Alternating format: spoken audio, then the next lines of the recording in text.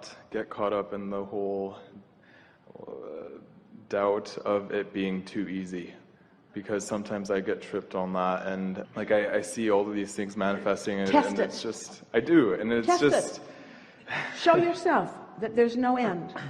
Show yourself that you never run out, and be sensitive to the way you feel, and teach yourself that you're the only one that blocks it, and you can feel when you start to do that, and then cut it out and stop it. Okay.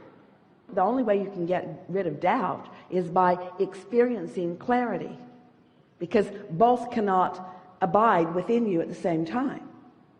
But when you try to get rid of doubt, you're amplifying doubt. When you're reaching for clarity, you're amplifying clarity. So test it. Test the universe. Test the universe. Do you know what I want? Do you know what I want, and do you know where it is? Ask that question, and then follow your impulse and watch how much of what you want is revealed to you in the next 24 hours. Test it. Test it. The worst thing that'll happen is that you'll show yourself you're in a resistant state. And the best thing that'll happen is that you'll show yourself that you're not in a resistant state, and some of what you want can show up right now, right now, right now, right now. Test it. No one is being deprived of it, but sometimes you've practiced some personal deprivation. And you won't know where you are until you focus and see how it works out. We've always liked saying this. We've been saying this for years. Maybe the first thing that we ever said, as Esther allowed us to use her words and her ability to communicate. There are two ways to know whether you're on your path. One is by how it feels, and the other is by how the path is unfolding. But if you wait until the path is unfolding, then it's harder for you, because now you're having knee-jerk responses to the path. That's a sort of conditional approach that doesn't work out very well. But you all are in the state, we've sort of lulled you into this by your willingness to play with us and listen to us. We've lulled you into a state of alignment. You are in the closest state of alignment that you've been in a very long time. And all the things that you want are queued up for you. So the question is, how much of what's queued up for you? That's sure. It's sure. It's sure. You're supposed to have it. You're supposed to get it. You're supposed to be it. You're supposed to do it. In other words, it's sure. How much of it are you ready to realize right now? And there's no judgment about whether you're allowing enough of it or not. It's sort of a self-experience. Compare yourself to no one. Just have your experience and notice how much better this day is than yesterday. And the next day, how much better it was than the day before it and the day before it. Every day gets better, because every day you get clearer. And every day your realization of what you want takes on stronger vibrational focus. Every day it gets better and better. You are not here to experience diminishment. You did not reach a peak from which you are sliding away from.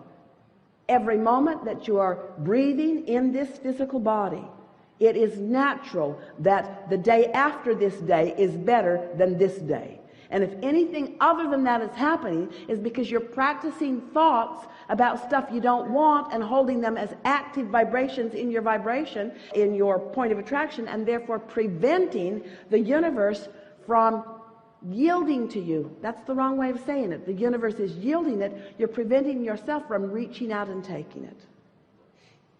The art of realization, the art of feeling good, the art of being happy, the art of not trying so hard, the art of lightening up, the art of trusting in who I am, the art of believing in the adoration that Source has for me, the art of feeling worthy, the art of being blessed, the art of getting a good idea, the art of knowing which way to turn, the art of feeling the compliment and taking it in, the art of giving the compliment and really meaning it, the art of appreciation, the art of love, the art of fun, the art of humor, the art of timing, the art of exhilaration, the art of vitality, the art of clarity, the art of self-realization, the art of being at the right place at the right time, the art of acknowledging timing, the art of being present, the art of feeling the wholeness of who I am, the art of being all that I am, the art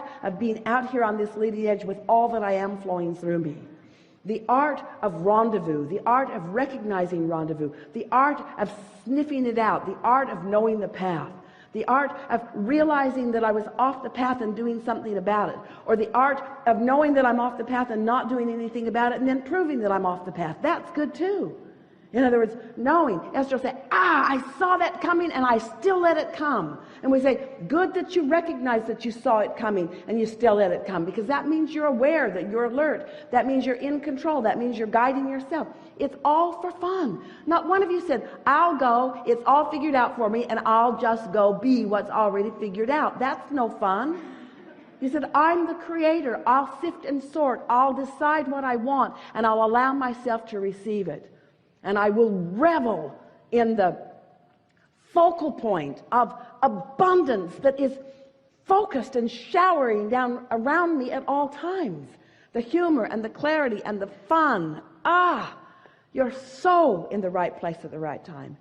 You came into this time-space reality for the exhilaration of creation.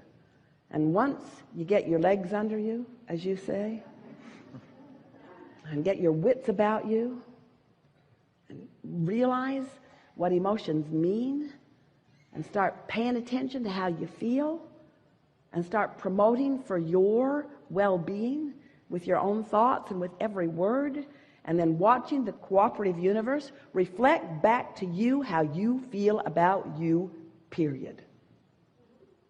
Reflect back to you how you feel about you. It's an art. You got to practice feeling about you in a way that a lot of other people didn't feel about you, because they don't have the resources to feel about you, because it's not about them feeling about you. They weren't born with the ability to do it for you, because it's not their job. It's only your job. The art of feeling about myself the way Source feels about me, and then allowing the representation of that self-awareness and self-appreciation shower down around me, you see. Such an interesting thing. You see someone successful in some way, and even though it's something that you want, often you're mad at them for getting it. When you start appreciating and really meaning everyone who has everything that you desire, then you're there. And that's the best way to appreciate those houses and those cars and that financial status and all of the things that are important to you, and we think it's just fine that they are. Everything that you want to personally experience in a more detailed moment-to-moment basis, you can get there so quickly just by observing those who are there and appreciating their nowness in that, you see. Accepting.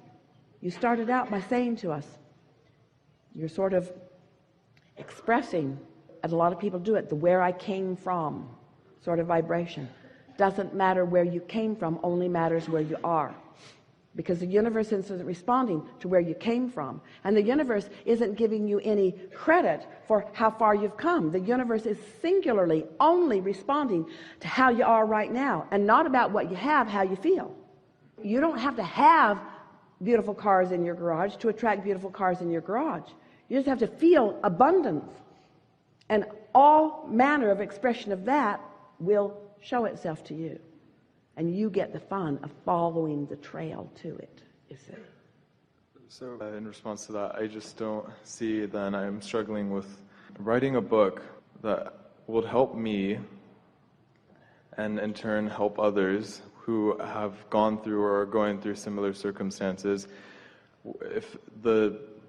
Well, we'd make those chapters short. I went through stuff and now I'm here, and that's what I want to talk about. Okay. And I could talk about that stuff, and you would resonate with it, and we would relate to each other, but we would hold ourselves in that stuff. Mm-hmm. So right in the front of this book, I want to say, I lived through stuff that I don't want to keep living about, so I'm not going to write about that anymore. So if you came to read about where I was, you're not going to hear that from me, because I'm going to talk about where I am. And where I am feels this way and this way and this way. And if it doesn't feel good, we would not write about it. Thank you.